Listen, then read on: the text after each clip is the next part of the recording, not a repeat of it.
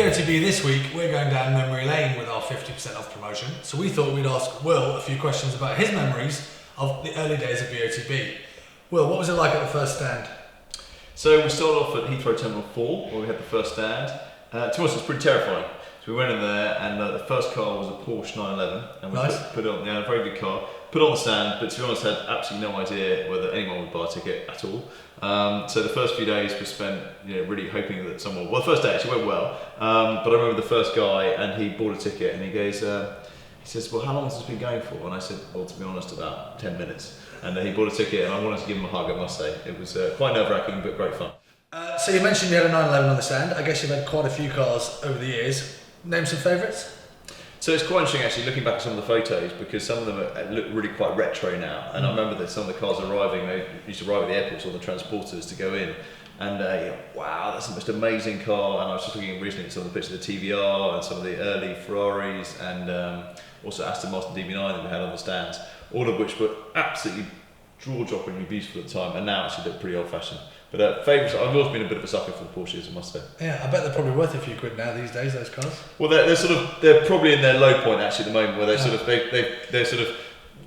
these sort of nice cars. They also go down a bit before they start to grow up again, before they become sort of retro collectors. So can you remember the name of the first ever BOTB winner? Of course I can, imprinted on my mind. So the first winner was Dafida Shaheen, who won the Porsche 911 that was on the stand at Heathrow Terminal 4. Yeah. Very nice lady. In fact, when we had our 10-year anniversary recently, the office very kindly did this sort of promotional film and actually got Dafida they found us to track it down and got us a ring up, which is lovely. She was a great winner, and obviously we've had sort of over 350, I think now, which has been good fun, and some great memories of meeting all sorts of amazing people from all over the world over the years. Really, really good fun. And of course, originally you did the winner announcement generally via a phone call. Sure. But things have changed in the last couple of years. Yeah, when it was me, myself and Irene, it was quite hard to sort of get around and actually film these things, but obviously with a slightly bigger team now, and I think changing probably about 2 years ago, we decided to go and film the first ever winner sort of live, not live, but before anyone knew. And I think that was a lady called Alison Budge, who won a Range Rover Sport. Great car. I remember it well because it was pouring with rain and freezing cold. It must have been in December or something like that. I was with you, I remember that too. And we decided to go down and knock on our door, and it was just a great surprise and a tremendous reaction. And we've been doing it sort of non-stop ever since. And it's an organisational nightmare trying to work out where people are and get the cars there, but I think it's really worth it. So Will, you referenced obviously nearly 350 winners now, and they're all up here featured on our walls. Sure. Any particular favourites? Well, so many highlights. I met some amazing people, and it's also obviously a great, fun thing to be doing.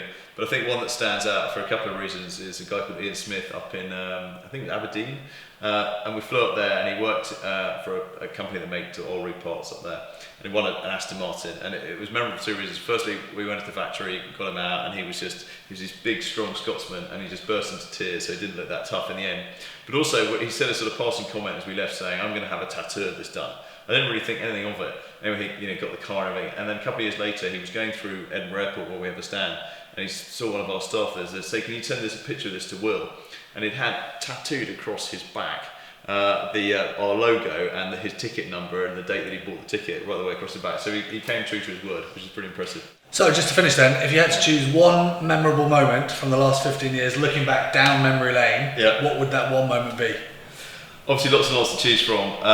Whether it's the most memorable, the saddest, or the funniest, I'm not sure, but what I always think back to is a winner quite a few years ago won a brand new Lamborghini, and it went up to be delivered to him on the back of transporter to his house. And as it rolled off the transporter, you opened the door, and a car came straight past and knocked the door straight off. So then I had to go back on the transporter and back to the repair shop to be done. So it was sort of went from amazing excitement to sort of heartbreaking in 2 seconds. So I think probably that one, although a bit cruel maybe.